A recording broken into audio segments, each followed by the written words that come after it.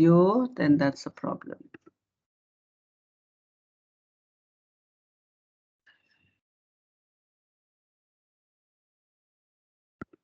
Nobody's here, right, Vaibhav, or no? All right. So anyway, let's just we'll begin. But will you keep track, one of you, if one of them, if either Vaibhav or Chanel is here, just let me know. Okay. So gender, as we know, is a central organizing feature in all societies. You know, it's one of the first things that you try to identify in a person. So whenever you meet somebody, or you are trying, you see somebody on the streets, this is something that the first kind of identification that you will do of a person is tied to gender. So it applies to almost everything, and it is the identity that we must know, and the identity that we must understand in order to proceed in any kind of social interaction. So that's how central it is in our lives.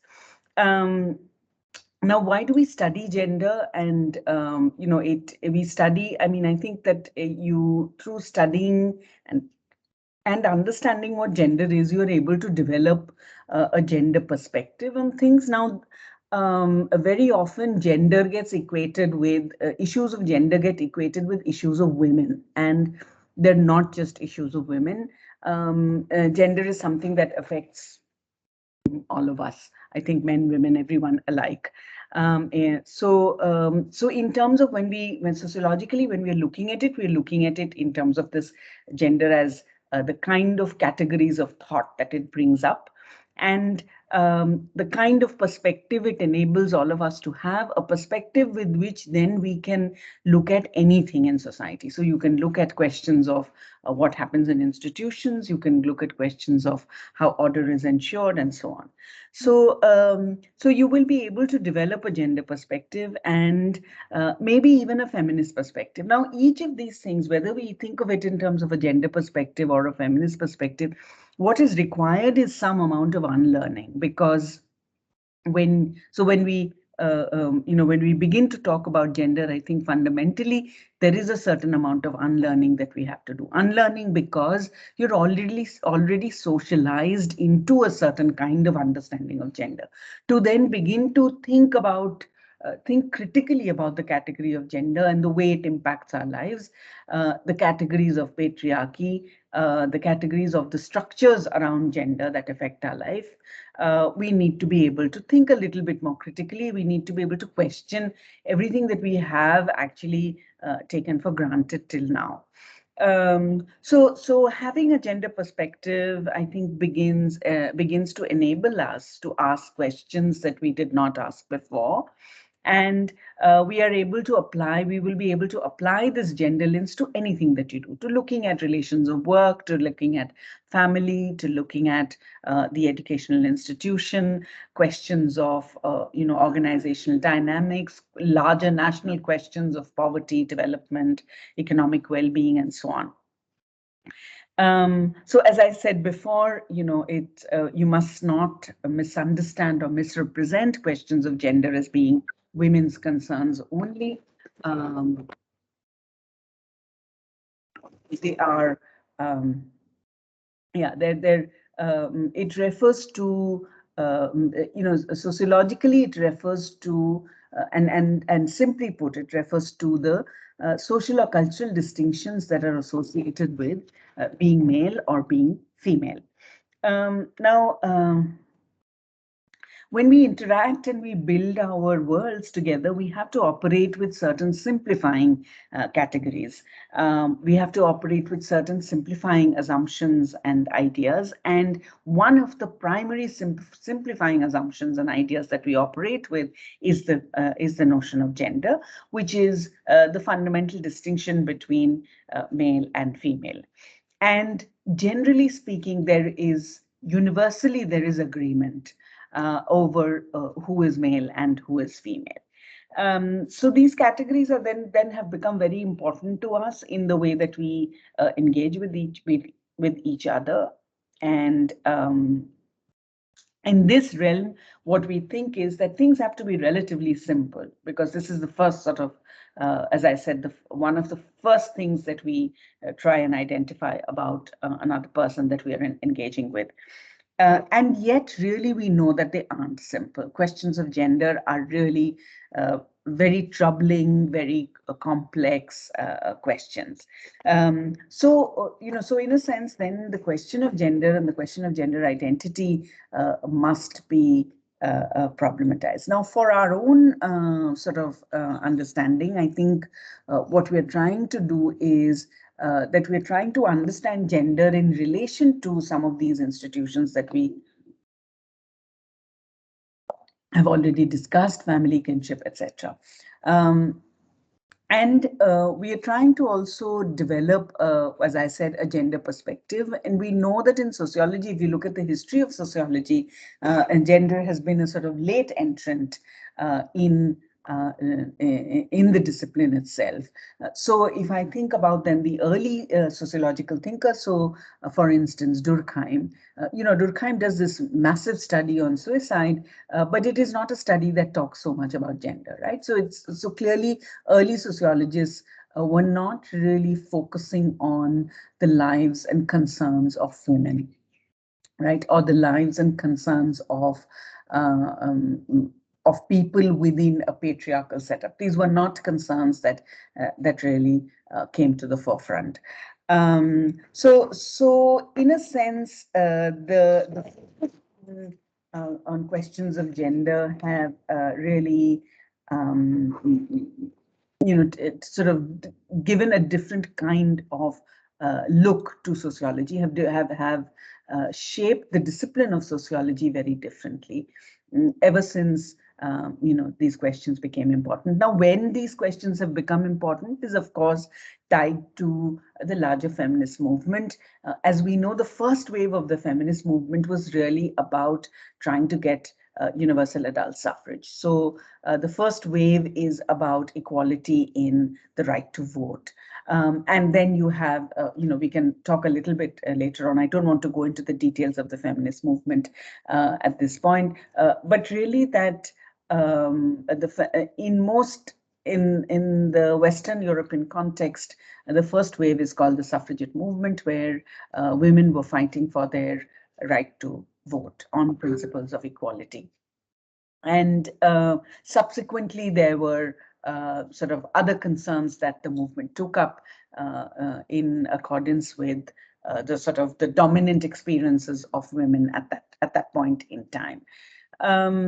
So essentially what we're saying then is, for us, it becomes important in understanding the question of identity, the primary sort of identity that we have, in understanding our place in and our roles in the different institutional spaces, such as family, marriage, kinship, etc.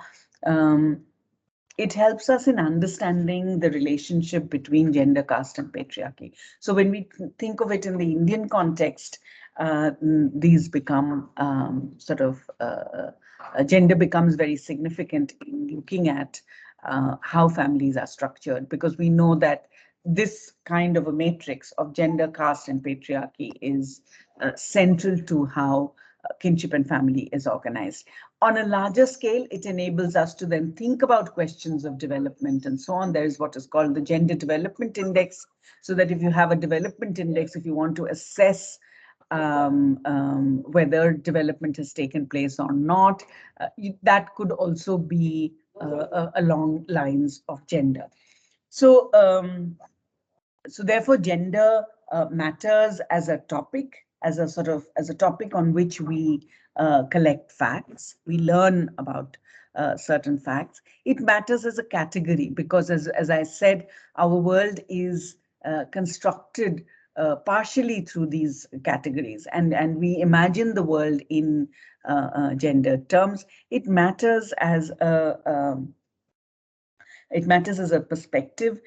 It is about how we act, think, and feel, and how we understand our world. So that this is shaped by our gendered experiences, and then how we participate in the world is again will again be conditioned by what we have learned and what we have done in the past. So there's a kind of reflexive engagement that we have with our world, and this reflexive engagement is gendered. So it's a kind of it's something that is sort of very deeply ingrained in our lives.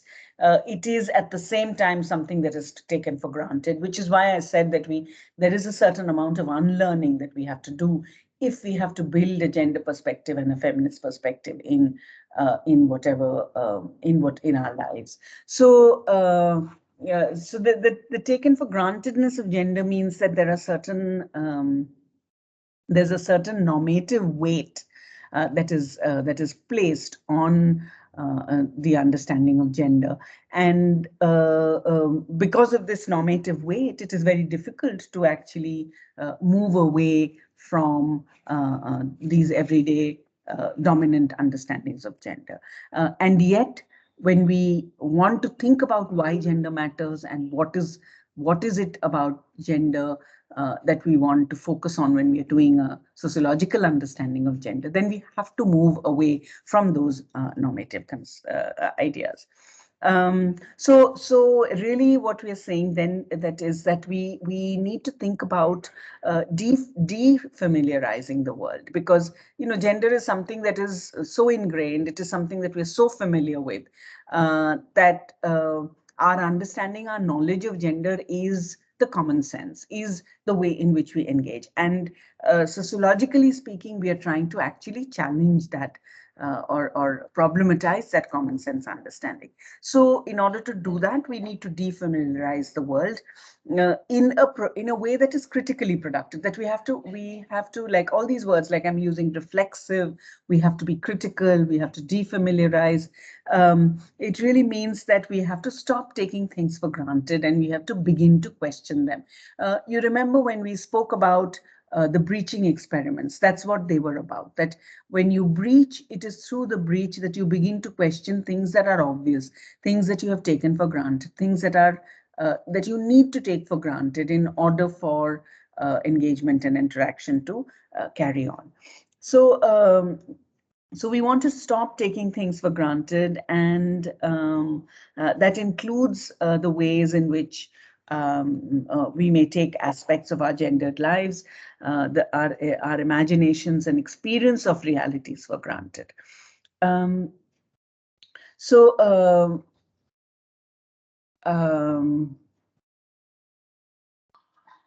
yeah, I think this, it's, as I said, it's not just about women. It's also about understanding intersectionalities. Now, intersectionality is a complex sort of category and category of understanding in with regard to gender. But let me just simplify and say that it's really about thinking about how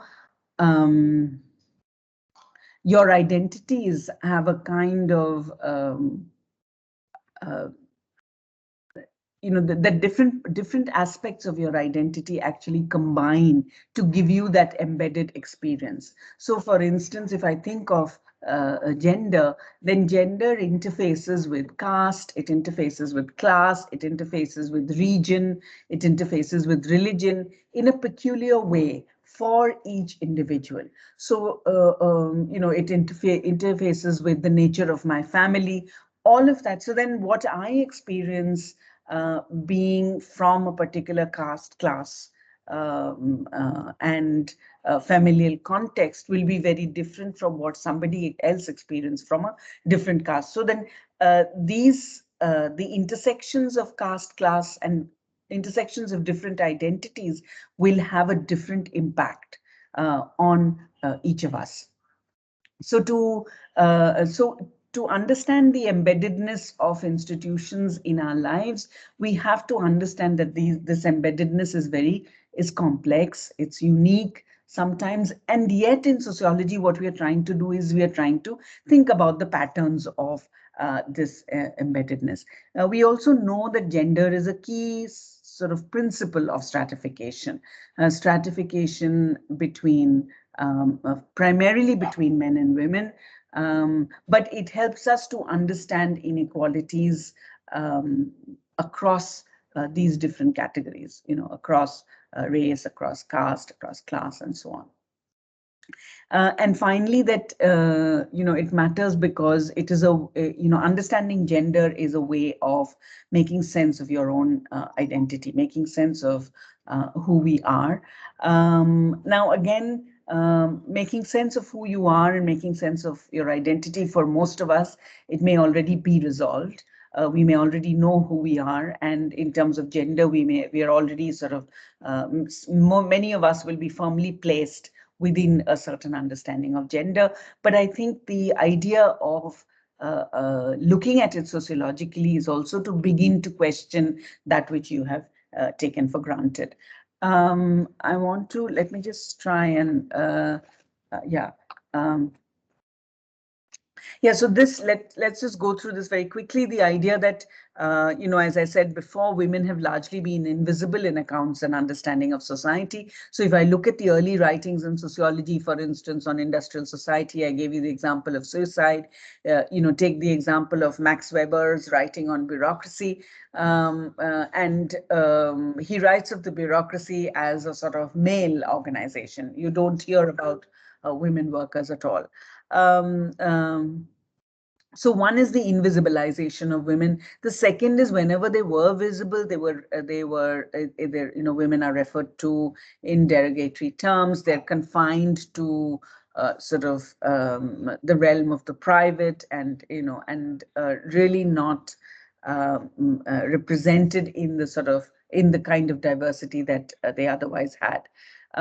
So when you gender sociology, then you're doing two things. You're bringing women back into the discussion. You're really trying to make women visible in accounts of different institutions, in accounts of different events. But you're also addressing problems of representation. You're also trying to think about how should women be represented in society, in accounts of society. Let me try and share.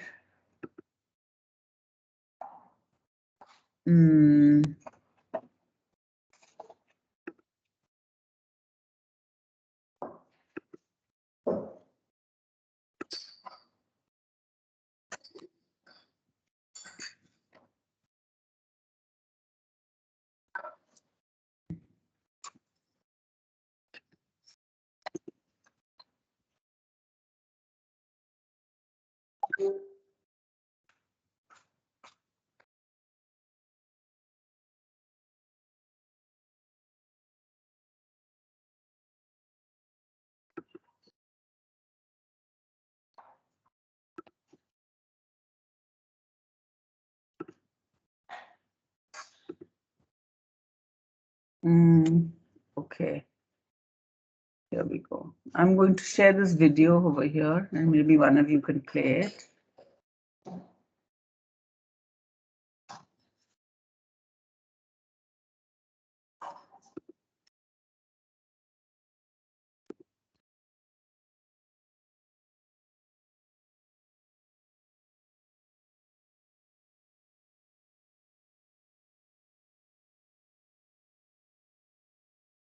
Oh no, it's very slow.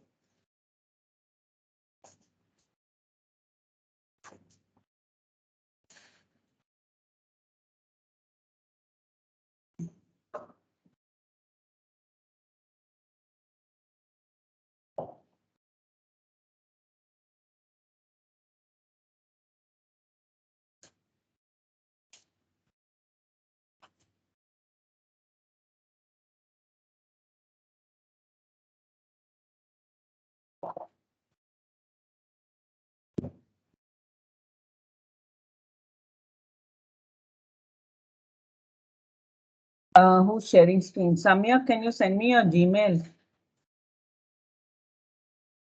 on the chat? This is taking too much time.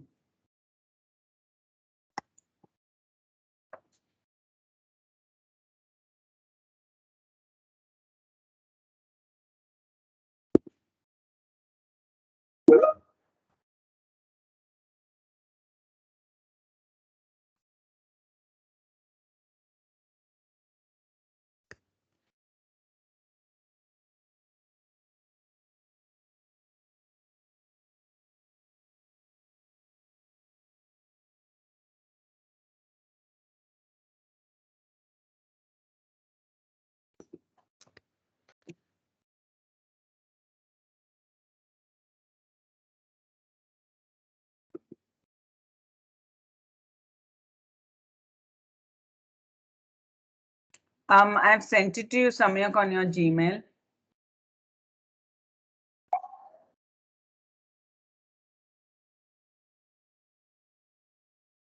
Hasn't come yet.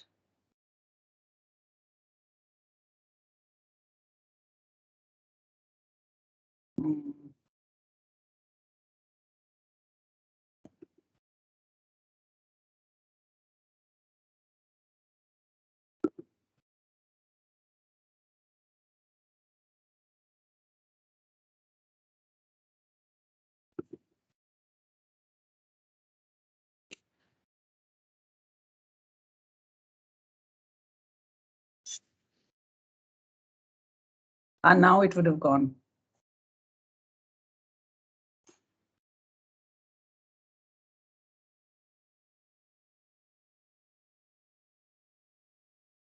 Yeah.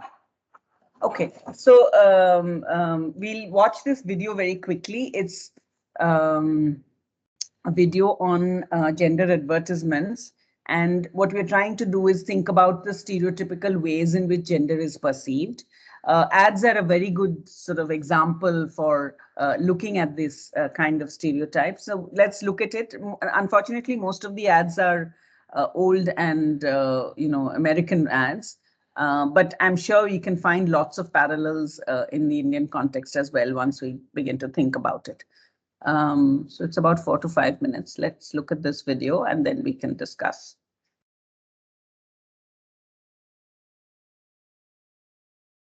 A volume is not.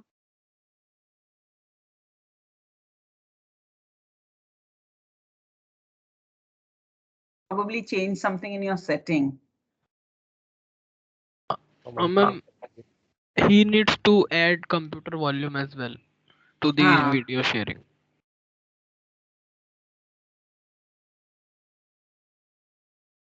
How do I do that? No, on that option when you are clicking on the share, yeah, here just click on that. There will be one option adding computer voice.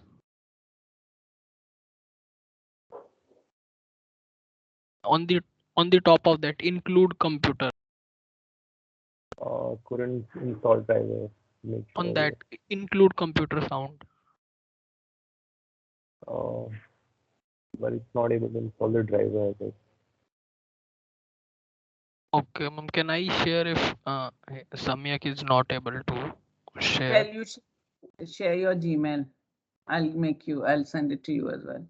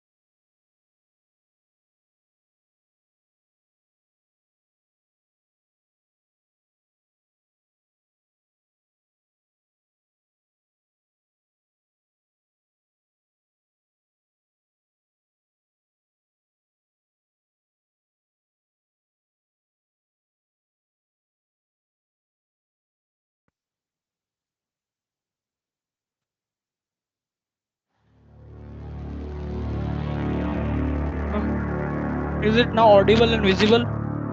Yes. Thank you.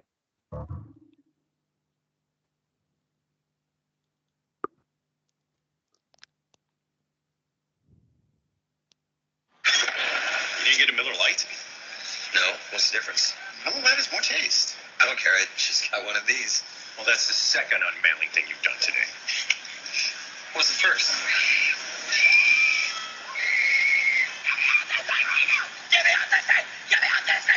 Yeah, I guess that was unmanly. Man up. Choose a light beer with more taste. Grab a Miller Lite Vortex bottle.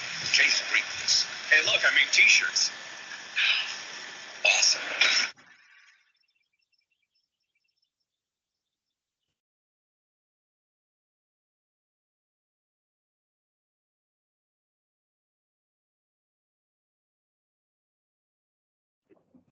Okay, we don't know what happened there.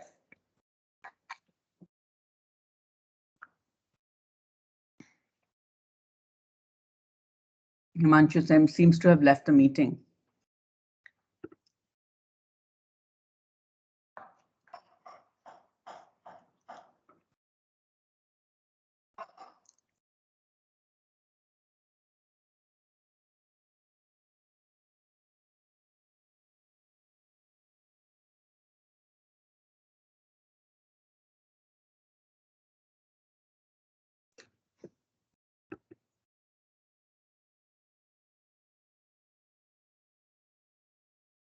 All right, should we just maybe we just carry on for a bit and see, and if Himanshu's back, then we can try again. But the point about showing these as some of these ads, and we can look at the video eventually, I hope. But we want to, I'm using the sociologist Erving Goffman, and he's written this book called Gender Advertisements, in which he analyzes certain gender advertisements to think about how behavior is stereotyped, and how through this stereotyping and how through these advertisements, in fact, the certain ideas of gender get consolidated. So the analysis of the advertisements will actually reveal the complex process of gender stereotyping and gender specific behavior. And so merely having differences is not enough. We have to continue to accomplish them in everyday life. So to think of male and female, first of all, to think of this binary, and then, now that in terms of categories, we are thinking then now in terms of 3 categories: male, female, and transgender. And this has happened after, several years, decades of struggle. But that, we still haven't. So the idea of the third gender brings in a certain notion of fluidity to the earlier understanding, where we thought of gender in terms of this binary. But nevertheless, I think what is important to know is that what these advertisements show us is that it's not enough to have this. It's not enough to have this difference and to think of this difference, but they also have to be accomplished in everyday life. Those differences have to continue. They have to continue to be cemented. So advertisements depict for us not necessarily how we actually behave as men and women, but how we think men and women should behave. So there is a kind of perception and also a kind of aspirational aspect that gets attached to these advertisements. So the depiction of how men and women should behave serves the social purpose of convincing us that this is how men and women are, or this is how men and women actually want to be, or aspire to be, or should be, in relation to themselves as well as in relation to their lives. So Goffman would argue that the job of the advertiser is in fact the same as the job of society, that both will actually transform very opaque things that are going on in society into an easily readable form. So you look at some of these pictures that are shown in advertisements. You don't necessarily have to take them as representations of gender behavior in real life. but they're also not very peculiar or unnatural, right? Unless you begin to question them and challenge some of these displays. So, so the gender displays through the advertisements are really, they suggest the contours of a particular kind of behavior, of a particular realm of behavior. Now, yeah, it's sort of making these points is difficult without showing you the video. Samyak, do you want to try again since you have it already? If you can try to fix your sound. But ma'am, I have shared the screen. Is the video is not audible or visible? Okay, Himanshu's back. Himanshu, what happened to you? Ma'am, I don't know. Someone is removed from the meeting and I don't know how. So, Okay, ma'am, so now try it again. ma'am, I have to. Is it visible now? Yeah, it was visible, but suddenly there was nothing. So you were gone from the meeting. But now it's visible. Not now. Now I'm visible, but. Ma'am, is the audio fine? Yeah.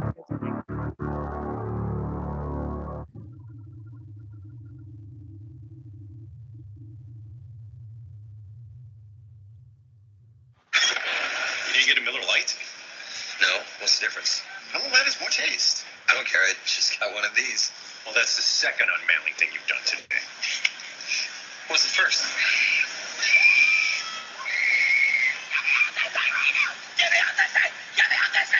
Yeah, I guess that was unmanly. Man up. Choose a light beer with more taste. Grab a Miller Lite Vortex bottle. Chase greatness. Hey, look, I made t-shirts. Awesome.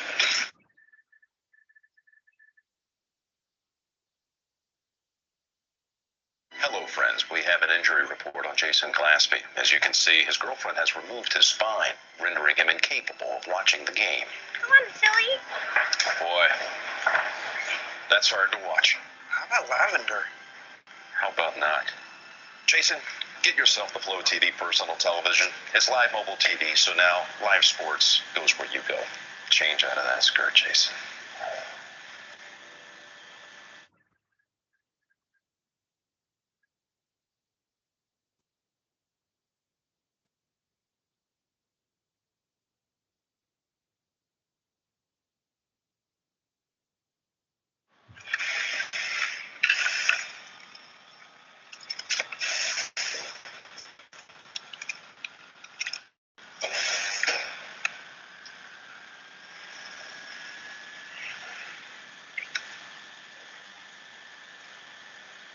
I think we just accidentally kissed. Quick, do something manly.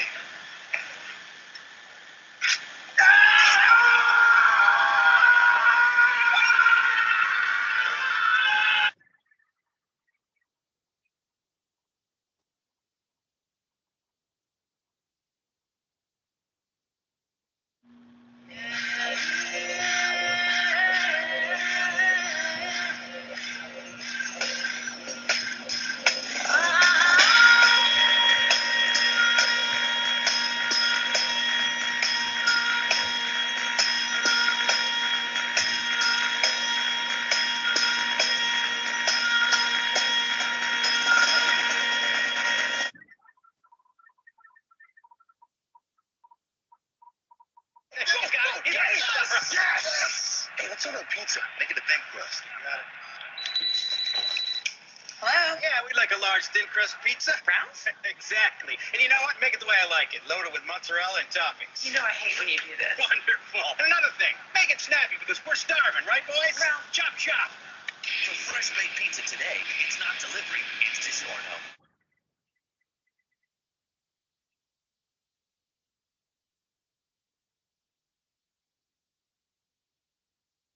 Always end up on your floor. This is why Swiffer Wet was invented. Even dried-on stains get dissolved away with Swiffer Wet. The Mr. Clean Magic Eraser now comes with the fresh scent of Febreze. The Magic Eraser gets in and tackles what's caked on. Built up. Even downright scummy. Mom has a lot to do. Very busy. Okay, bye. Glade introduces Fabric and Air, the new spray that penetrates deep and gives you a long-lasting freshness.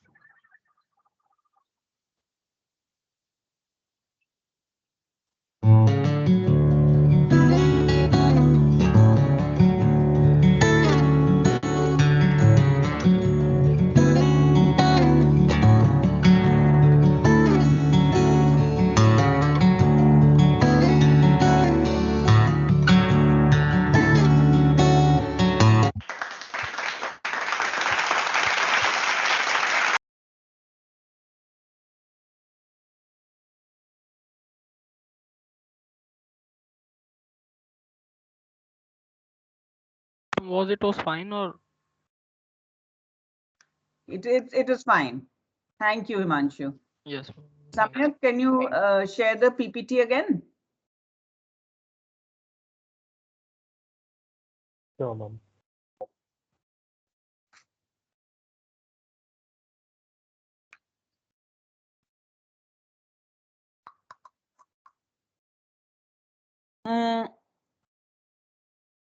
There'll be some pictures, I think.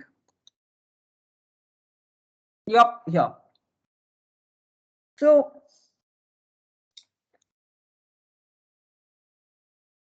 I just want to discuss some of the sort of principles or some of the aspects on the basis of which we are making, Goffman makes this argument that you can see the realm, the contours of a particular kind of behavior, the framing of a particular kind of behavior around questions of gender. The first point that he's making is about relative size. You see in this picture very clearly this idea of relative size. Women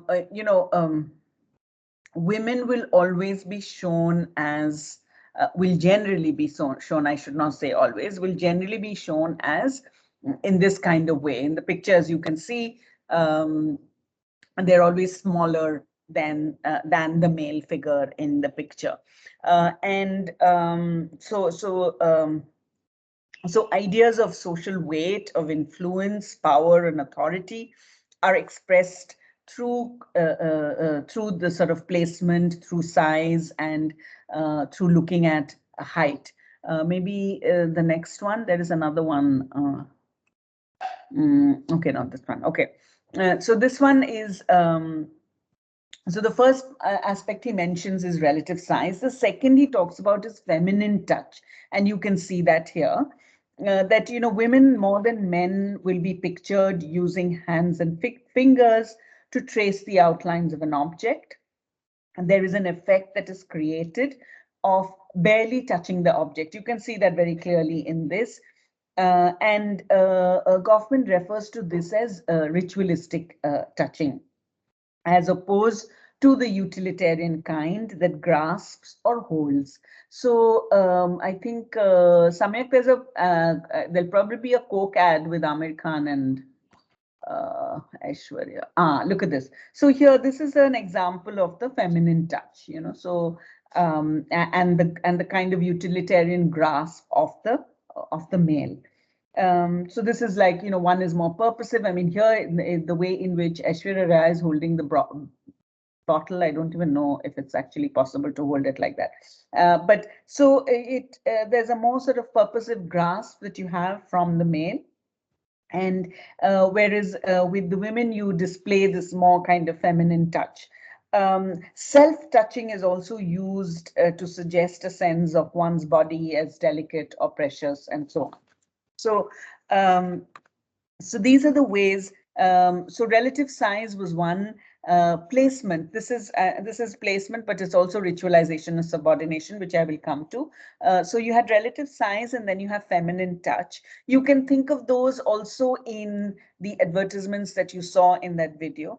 The third one is about function ranking. That is, when you think of the man and woman in a collaborative kind of positioning in the advertisement, it is most likely that the man performs the executive role.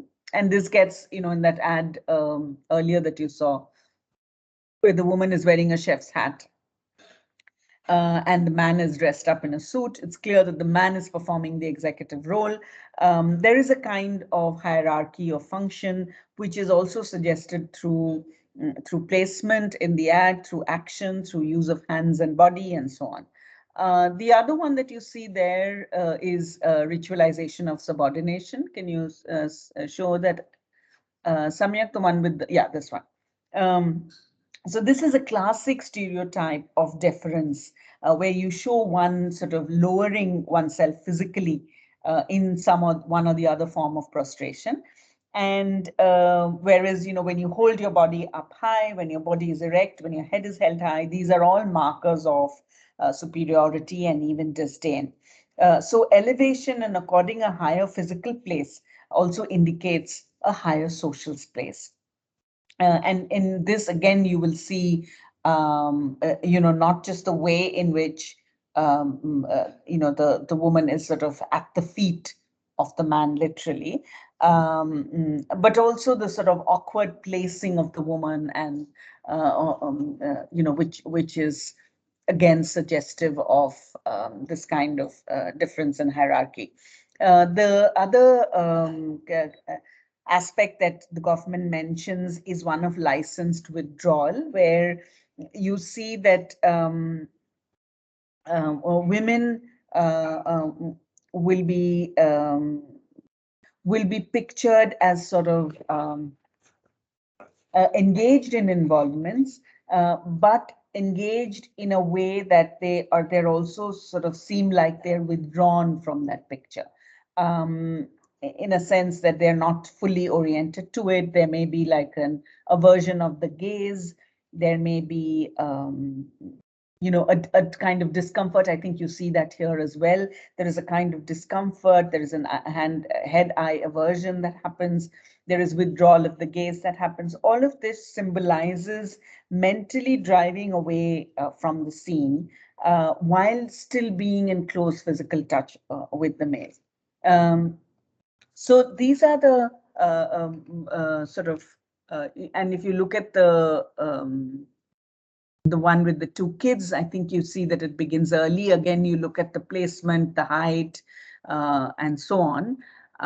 You'll realize that, you know, this is what the kinds of things that you're suggesting, you kind of, you know, make those points as early as when, you know, children are sort of 3-4 years old. So, so through these advertisements, what Kaufman is trying to do is, you know, to think about the way in which advertisements suggest the stereotypes and the way in which they continue those stereotypes. They're responsible for the continuance of those stereotypes. Now,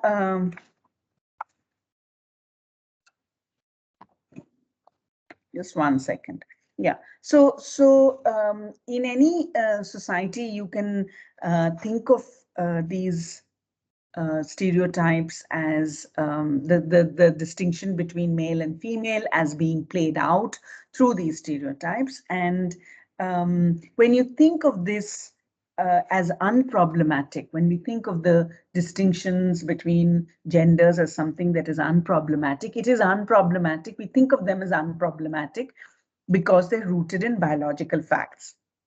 So there is an understanding that there is something going on at a deep biological level that is at the crux of this distinction, and that also stimulates the distinction in the first place.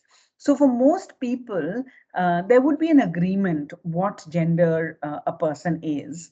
And when we begin to challenge some of these distinctions, challenge some of the stereotyping that happens, we're actually, you know, taking on something very big. So the question then is, males and females, do they come in fixed biological forms or don't they? And the challenge is therefore, and the challenge then becomes about how we construct ourselves, how we construct our collectives, our collective spaces. And we do not, you know, we are resistant to this kind of challenge because we don't want to take away the possibility of working with very simple categories. We don't want to take away the sort of certain things that are given to us and, certain things which are uncomplicated for us. Now, so gender then consists of the ways in which society has very different expectations from people based on some of these biological differences and the ways in which people perform these different expectations. There are typical ways of doing our gender. And, it's from the sort of very mundane things of the way we drink our tea, for instance, the way we sit, walk, smoke our cigarettes. So there is something which is typical to our genders.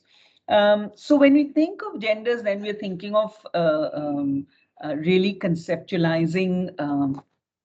Can we go back to the previous slide? I forget what was on it. Yeah, I just leave it here. I'm going to discuss these. So when we think of gender, we are really thinking of conceptualizing it on the basis of biologically distinct characteristics.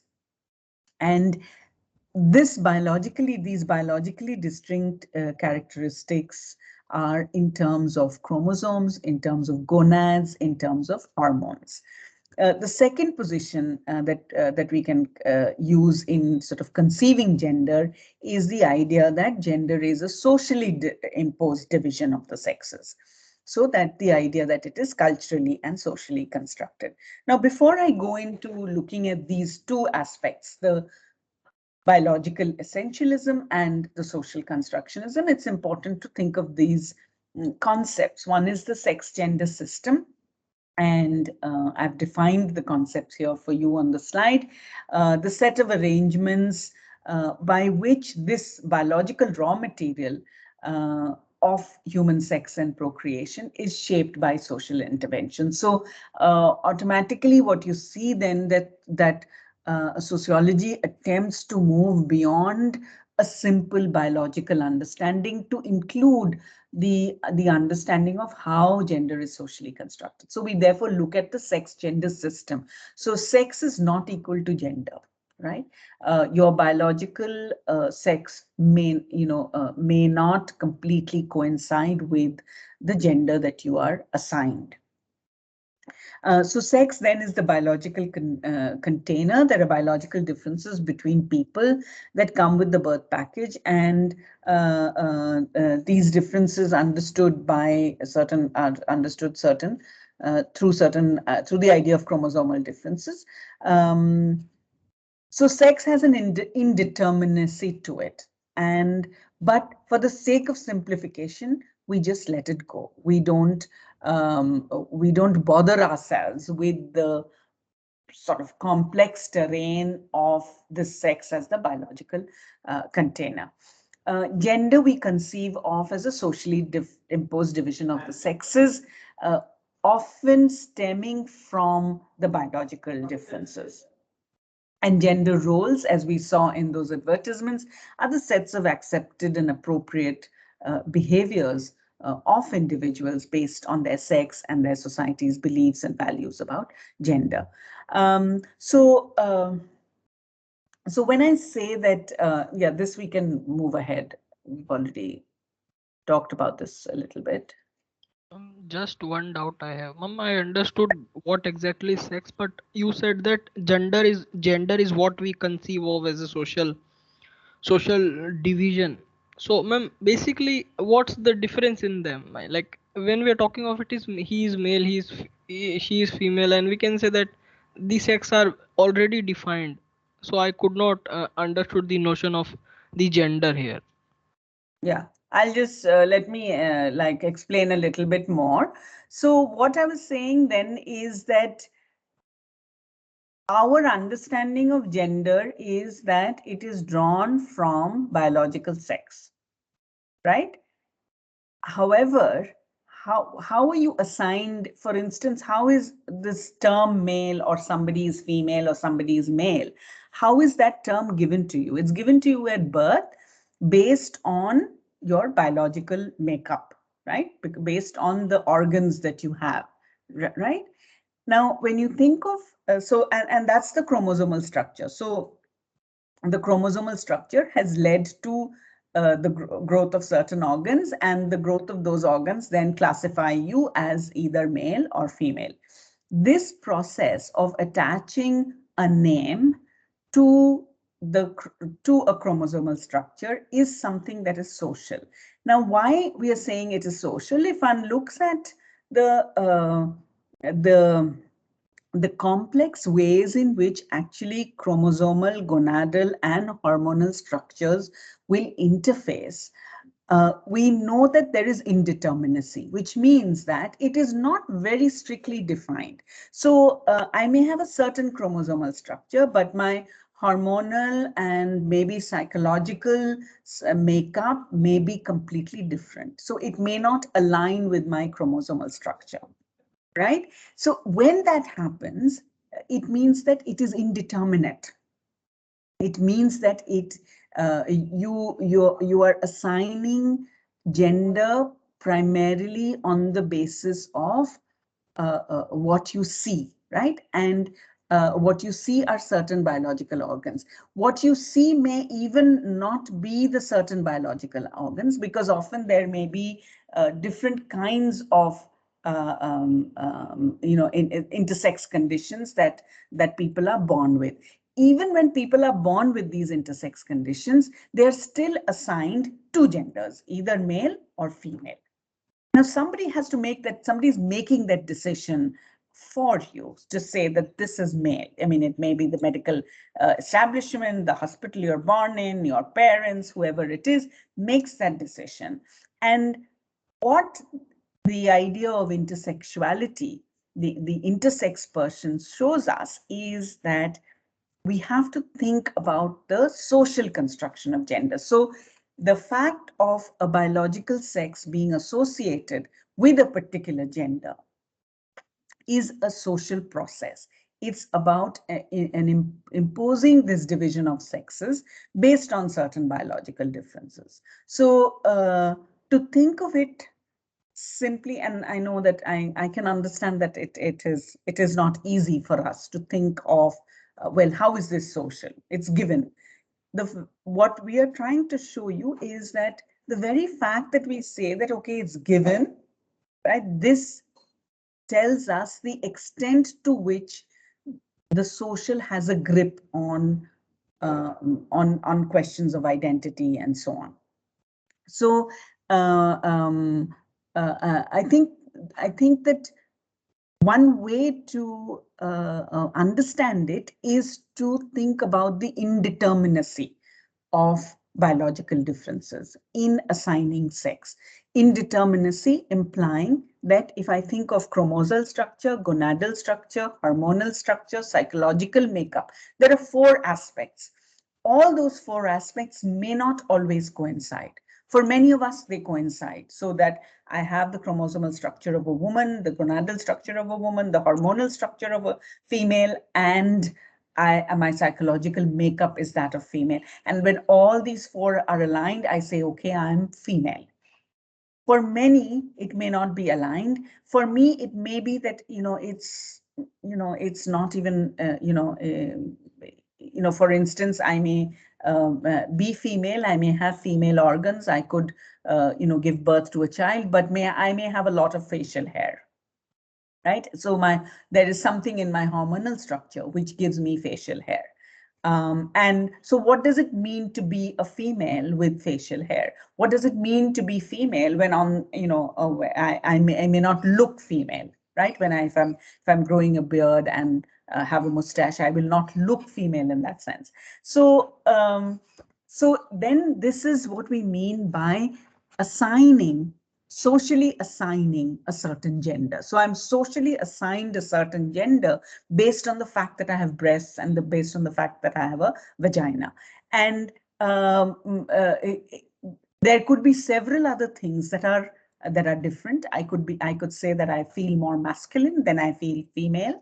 And so gender is not something that is a question of choice, right? It's a question of what is assigned to you. It's a socially imposed division that is based on a biological container, that is based on a certain understanding of biology. Do you have any questions? Is that more or less clear? I know it's not easy to, but maybe as we go along, we can talk about it a little bit more. But I can take questions now if you have any. So, ma'am, gender includes those four aspects, and it may or may not be parallelly aligned. And That's right. sex is what it's determined from the birth by the chromosomal difference. Okay. Yeah. So you could if they are not aligned at birth. So for those for whom it is aligned at birth, it's fine. We don't question it, right? We accept that this is how it is.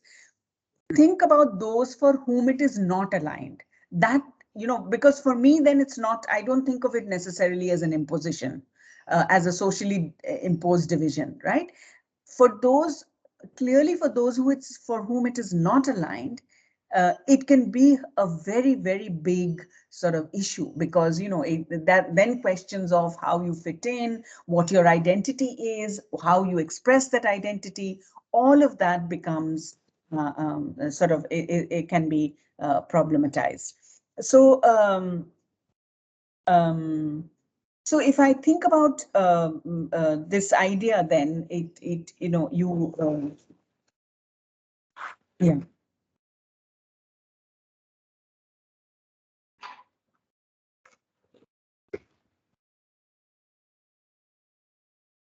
Yeah. So yeah. So then the next slide, please. So we can talk a little bit more then about. Yeah. Can you move on to this? We covered this more or less, I think. Well, not really, but I can come back to this. Yeah. So let's just look at the two positions: biological essentialism and social construction. Biological essentialism is really the idea that one's identity is determined by one's biological characteristics. Sex is a biological fact, and where according to which bodies are classified into two categories, male and female. And bodies in these two categories have very distinct chromosomes. They have very distinct reproductive systems, hormone and sex characteristics. So so this idea that biology is destiny, it is the biological sex that determines a person's gender, is biological essentialism. The social constructionism of gender is a theoretical idea that critiques the notion that gender is unchanging and fixed. So if I think of biological essentialism, it means that gender is fixed because biology is destiny. I'm born with something and that's my gender. And and the social constructionism idea really thinks in terms of the fluidity of gender. So if we accept that gender is fluid, is socially constructed, we can then begin to question this idea that gender is derived solely from biological characteristics. So we argue that gender is not derived solely from biological characteristics. Rather, gender is a product of human definition and interpretation, and it is shaped by cultural and historical contexts. So within the same sort of society, we know that the way in which gender has been conceived has been different across different time periods. So gender is really a product of human interpretation. It is shaped by cultures. So social constructionism then is concerned with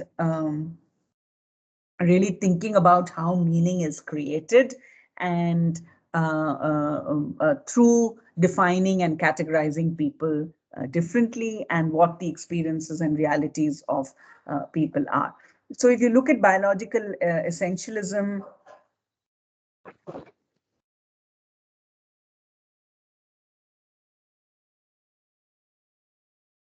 if you look at biological essentialism, what we are seeing then is that gender difference is something that is innate.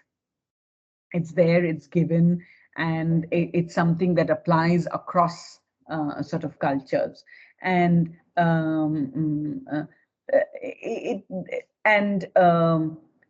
so what you're doing is that the critique to this is that there are multiple biological possibilities. That when you think of sex as something, a gender that is primarily biological, we ignore the sort of the larger sort of historical, cultural aspects of society which shapes gender relations and so on. Next slide, please. So yeah, so then, so here what you're saying then in social constructionism that sex is distinct from gender, and you know, you may have certain biological characteristics, but your gender does not need to be aligned to those biological characteristics. Gender is a category that is fluid, and there is a lot of slippage that occurs between sex and gender, but overall, we know that there is a great deal of fluidity in how we conceive of gender. And when we think of this fluidity, then we know that gender varies culturally, historically, over time and place, and so on. So in different societies, there will be different sorts of gender roles. In different historical periods, there will be different sorts of gender roles. So in social constructionism, what is important to see is to how individuals experience, frame, and put out or put out for view their gender. And we need to think of it then also as to how gender as a social institution engages with other institutions such as patriarchy, marriage, family, kinship, religion, and so on. Now, one of the strands within feminist theory and writing is this idea of material feminism, which focuses on the material and structural context of women's oppression. So that actually when you look at women's lives, you can think of the specific ways in which specific ways and practices through which women's lives are oppressed. Women are not allowed to sort of, do not have the space to express themselves any differently from the way in which it has been ordained in society. Now I want to introduce to you this idea of gender as something that is done, and we've already talked about this in terms of the gender advertisements, because you saw that what those gender advertisements do is that they help to accomplish a certain idea of gender. So we may not all be behaving in that way. We may not be holding our bottles in that way, or you know, but they frame for us the contours of behavior of a particular gender.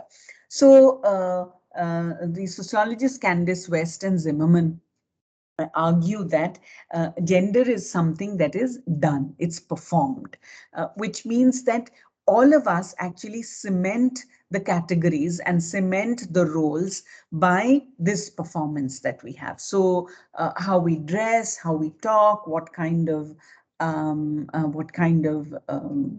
gestures we use, all of that points to a certain kind of construction of gender. So they do this, and I mean, it's a bit complicated, but I want to give you this example of that West and Zimmerman are using in their essay, which is the example of an intersex person called Agnes. Now, they're drawing on a case study which was done by the sociologist Harold Garfinkel. You're already familiar with Garfinkel when we talked about the preaching experiments. So Garfinkel had come across this woman who came to him as a kind of as somebody who required a sex change operation. And the reason that she required a sex change operation was that, you know, her she was born with the penis, but she also had developed breasts. She had the body like a woman, and so she, you know, so it it's on those grounds that she justified that she needed the sex change operation. And she was with Garfinkel going through a process of coming to terms with her gender and so on and so forth. Now, what you see, Weston Zimmerman used Agnes's case to show us how the doing of gender, the performance of gender is actually a learned kind of exercise. And when you ask women generally how they learn to be women, it would be difficult because it is so taken for granted for us. So, in order to unravel the process through which you present yourself as a woman, Agnes was a very, very good case for actually doing that. And what is interesting is that Agnes has to pass off as a woman. And she passes off as a woman by learning through observation. So she sees what other women are doing, because it doesn't, as you would think, come naturally. So this question of, does it come naturally to me, is something that is problematized. And in fact, what we are trying to argue when we think of social construction is that it doesn't come naturally to anybody. It is something that we are socialized into. It is something that we learn and then we perform. And in its performance, then we cement it for ourselves as well as for others who are observing us and who are part of our world. So Agnes's case really helps us to see how it is learned behavior, how gender is learned behavior. So she, some of the examples she gives is about how she watches other women, what they do. And Agnes has a boyfriend, and the kinds of things her boyfriend tells her, and how she then learns to be a particular kind of, a woman of a particular kind. And what is interesting is that somewhere along the line, Garfinkel discovers that Agnes was lying to him all along. Agnes, in fact, was somebody who was born male and, really has a sense of being a woman. So she felt like a female.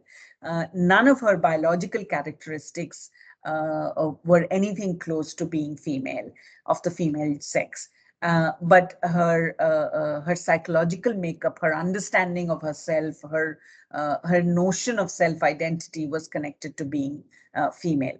So in fact, she had started taking hormonal medicines and so on, which altered, in a sense, her body structure, enabled her to, be sort of somewhat different and bodily. And that is something that is discovered much later on. But what is interesting, and this is a sort of led to, of course, sort of several questions on whether the theory of doing gender was appropriate or not. But what is interesting in the case is to see how this idea of routine accomplishment, what we see in the ads, is something that is carried out by Agnes herself, because it is so important for Agnes to be seen as female. So she conducts herself in a manner, and she learns to conduct herself in a manner in which her sense of her gender is not going to be questioned, right? So, the way she carries herself, the way she walks, the way she talks, the way she dresses, all of that had to resolutely convey to the other that this was a woman. Okay, I'll stop here, and if you have any questions, we can take some questions. Sorry, I had not put on my video. So I'm going to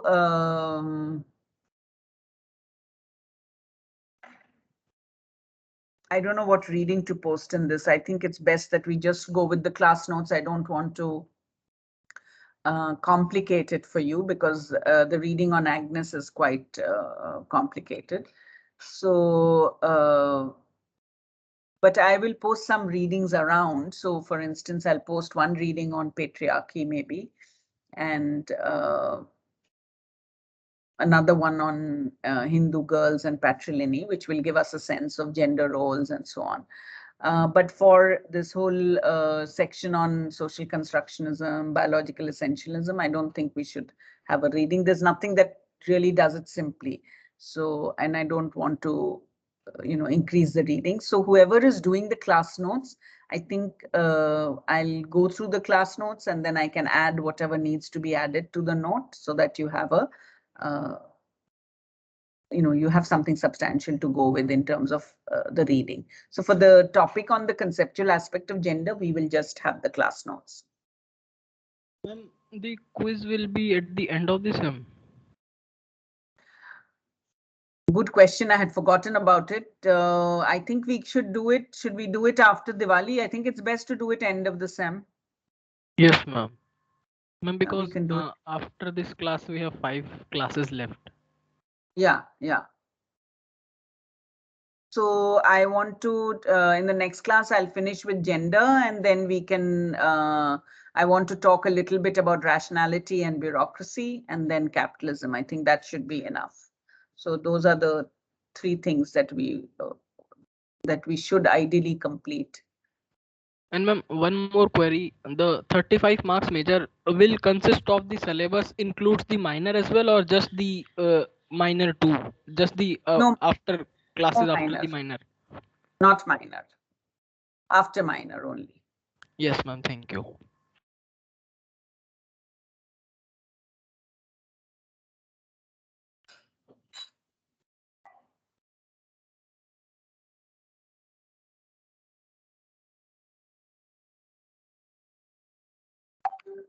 All right. So for the tutorial, since we didn't have tutorial for 2 groups, Thursday and Friday, we will, one of us will definitely be there in the tutorial space. If you all want to come and ask questions, discuss anything, your projects or anything will be available. Next week, we will discuss the Masks and Faces essay, which you are supposed to read. So that's actually part of our, going to be part of our syllabus, but because I didn't deal with it extensively in class, I thought we could read it in the tutorial group and discuss it for more fully. Marks and Faces tutorial will be in the next week. Yeah, so Monday we will do the tutorial from Monday. Next week will be that. Yes, ma'am. And ma'am, in this week there's no tutorial because the Tuesday group and the Monday group. That's what I said. There is no tutorial, but we will be there for the Thursday and Friday. We will be there at the tutorial time. So if any of you either have questions or want to talk about your end semester projects, this Thursday, Friday is a good time to try and do that.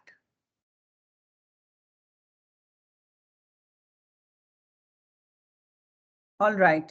Thank you. I'll see you on Monday. Thank you, ma'am.